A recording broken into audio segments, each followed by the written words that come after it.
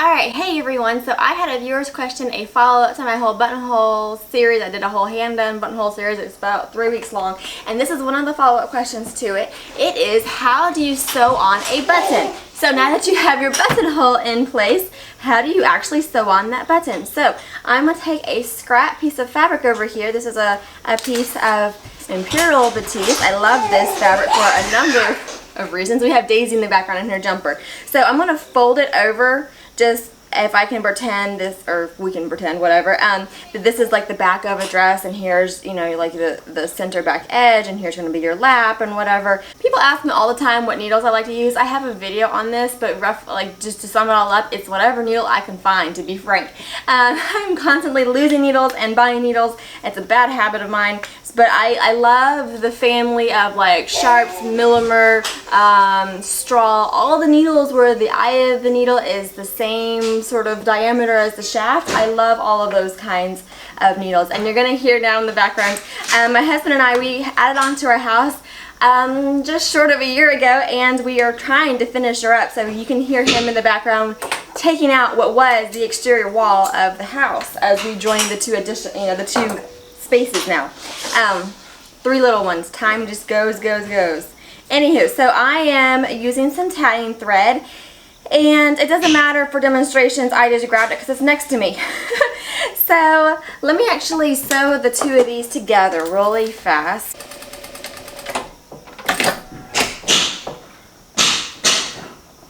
Don't you love the hot mess of videos I have?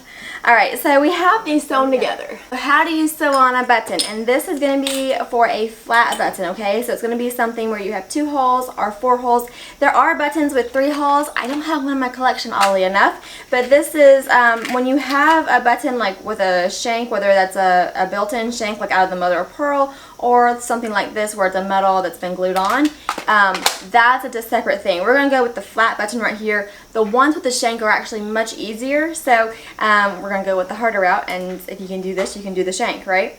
So this is not going to be proper placement because I'm just doing this freehand on a scrap piece of fabric. But if we can imagine, like I said, this is the lap of our dress, so this is where our like center back is, and then this is where the edge of our dress is, and the distance in between the center back and the edge of the dress, whether that's a folded edge or a seam edge, that's called the lap. So what I like to do is I will go through and between the 2 layers. That way your thread, the tail will be hidden. Once you start hiding your threads, I started doing this, oh, it's been a while, maybe 3-4 years now, I can't remember. But once you start hiding the tails of your threads, there is no going back. It makes all your work look so much cleaner, and oh my gosh, it's a game changer. So I'm just going to hold on to that little tail, take a little bite out of the fabric, and then put my needle through that loop, and that allows me to tie on. From there, I'm going to put a button through, and lately what I have been doing, lately being the last couple of years, is I don't even go through the back of the fabric.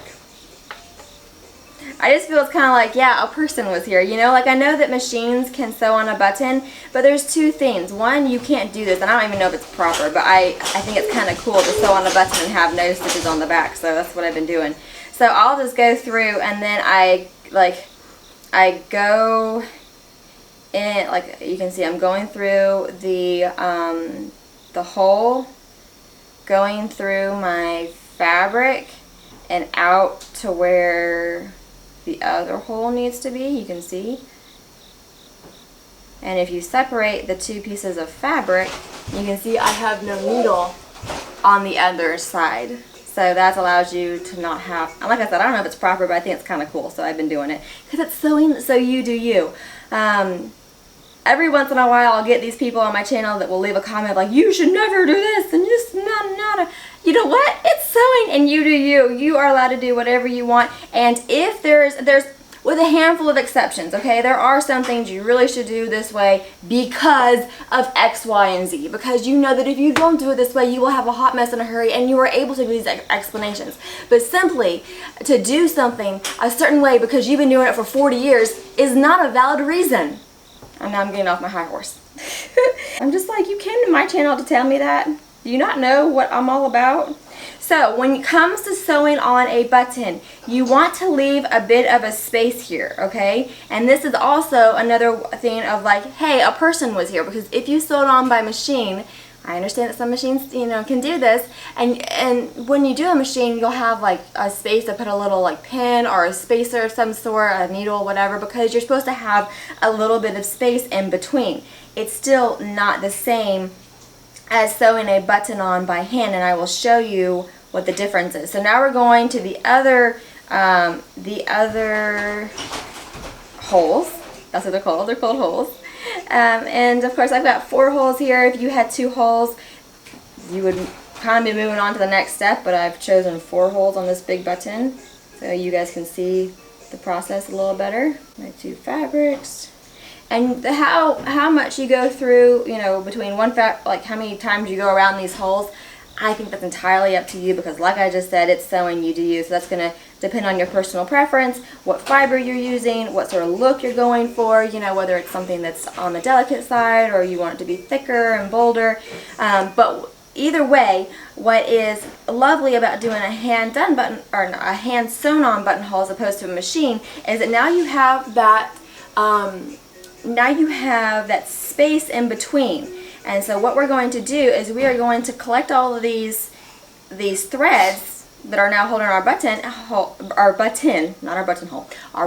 on, and we're going to just wrap our fiber around, and that will kind of collect all of those threads together, and it will get the button to pop up. You see how it kind of pops off the fabric? Again, a person was here, you know? Not that I'm talking bad about machine finishes, but a person wasn't there, you know? So I like the hand done finishes. So when you've gone around and it's looking good and it's popped off, that's going to depend on what fiber you're using and your personal preference.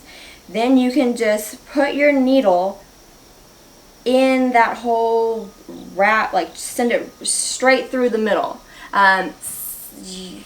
If you go, depending on how many wraps you have, it might be a little bit tricky to do that because you've got everything wound, right? So you might go to the side of it or something, but the idea is that you go into what you just created. You just create like this little column of fibers, and so you just go right through, and you can do that a couple times, and supposedly that secures things off. Now I make things for my kiddos, and I'm like, if it's something they're going to be worn like maybe once or so, maybe I'll just stop. But often I actually put a knot in it, which I know is not proper, but it's what I do, especially if it's going to the playground.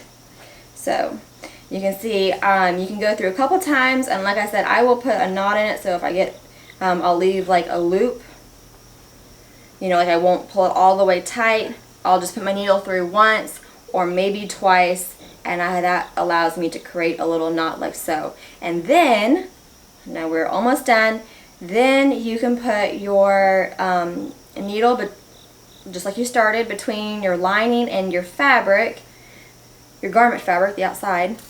That way you're able to hide your tail, and if I have a cutting device, there we are. So if you want to learn about buttonhole placement, go over and check out this video. I hope this was helpful. If you have any questions, of course, put them down in the comments below, and I will do my best to answer them. And as always, I appreciate y'all for watching, and I hope to catch y'all next time.